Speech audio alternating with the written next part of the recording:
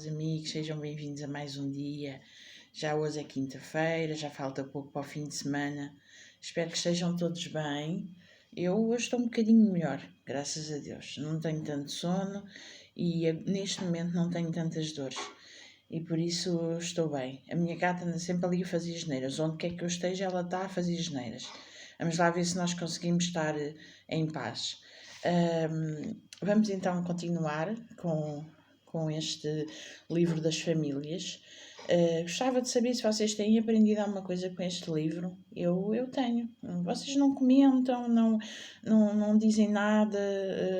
Não sei se vocês estão a gostar. Se não, gostava que alguém mandasse um comentário e me dissesse se está a gostar, se gostava de outra forma, se eu estou a fazer perceber bem. Gostava muito que vocês me dessem feedback daquilo que sentem, daquilo que estão a ouvir. Vá, não tenham vergonha, é só escrever uma mensagem. Vamos então continuar. Vamos aqui para uma nova reflexão. Primeiro, e diz assim: a preparação para a família, a aprendizagem do ser família, compete em primeiro lugar aos pais e à sua vivência familiar. A própria família ensina pelo exemplo dos seus relacionamentos, mas também pela sensibilização, pela partilha e pela reflexão mútua. Numa sociedade dita pós-moderna, altamente determinada pelo excesso de informação e saturada pela imagem, o tempo para comunicar pessoalmente torna-se inadequado e a disposição para tal inexistente.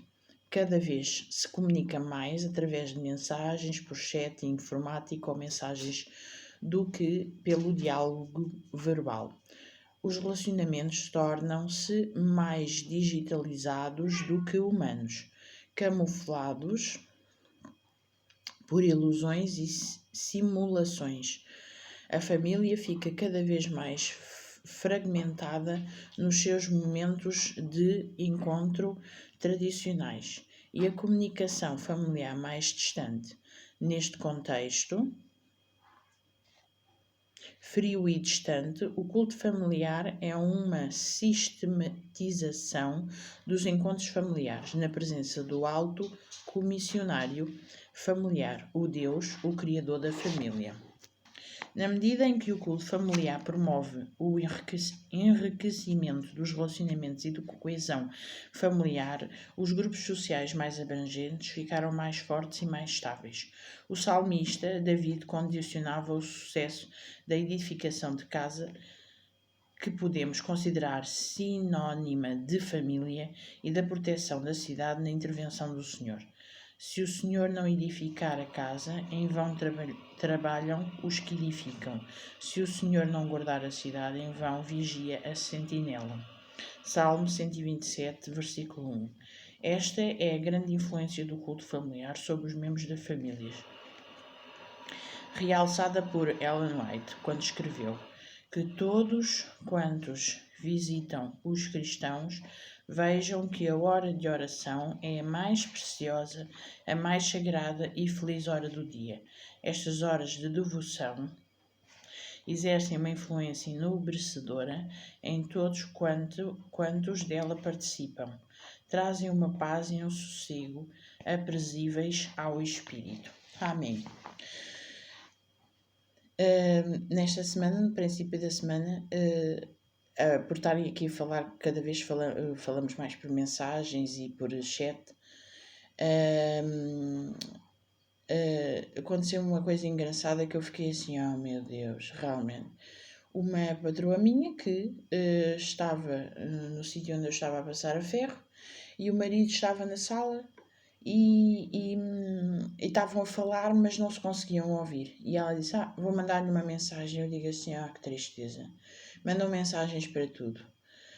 Eu até depois brinquei com ela e disse, manda uma mensagem. Não, é isso que nós fazemos. E eu fiquei assim a olhar para ela, como quem diz, podia-se levantar e ir lá ao marido e tal, do que estar a falar em voz rija e alta. Não, é mais simples a mensagem, é verdade. Hoje em dia nós não temos o hábito de... isto do Covid também veio estragar um pouco no sentido que as pessoas antigamente viam-se mais E hoje vou ter com este irmão, ou com aquela tia, ou com aquele primo. Agora é tudo por telefone, por mensagens, tudo o que mandamos é tudo por tudo. E tudo mais simples. Eu até falo por mim. Por vezes estou montes de tempo a falar sem, por exemplo, com a minha irmã, que é a pessoa que eu mais falo. E eu vou-lhe mandar uma mensagem. Vou-lhe mandar uma mensagem. Se eu vos disser que sou capaz de lhe mandar mensagens todas as semanas, mas estamos imenso tempo sem nos falar por telefone ou nos vermos, realmente é triste. E Deus, se não estiver no comando da situação, nada do que nós façamos vai erguer. Como dizem aqui, como dizem Salmo 121, versículo 1, se Deus não habitar na tua casa ou não estiver na construção da tua casa não irá para a frente. Se Deus não estiver na construção da tua parte espiritual, Deus não vai para a frente. Se o Deus não estiver no teu trabalho, o teu trabalho não vai para a frente. Ou até mesmo a tua vida familiar, até mesmo a tua vida, o teu casamento, até mesmo a relação que tens com os teus filhos. Se Deus estiver presente, é tudo muito melhor. E realmente é verdade. É extraordinário. Então, diz assim: a família é a base da sociedade, da igreja e da nação. Todo o grupo social é condicionado pelos indivíduos que o compõem, o qual, por sua vez, exerce pressão pelas características dominantes sobre cada um deles. Esta correlação realça a importância da família, célula básica da sociedade. A sociedade, e de forma mais alargada, a nação, refletem os relacionamentos dos indivíduos que vivem e se relacionam em grupos sociais menores, sendo a família a célula elementar. Famílias fortes e equilibradas formam e desenvolvem indivíduos mais bem preparados para serem influências positivas na sociedade. A história da humanidade demonstra que grandes sociedades e culturas tornam-se decadentes pelo enfraquecimento das suas estruturas sociais, principalmente as de índole familiar. Ellen White transcreve deste modo a correlação fundamental entre a família e os grupos sociais de maior amplitude. E diz assim: a sociedade compõe-se de famílias, e é aquilo que os chefes de família fizeram dela. Do coração procedem as saídas da vida. Provérbios, capítulo 4, versículo 23.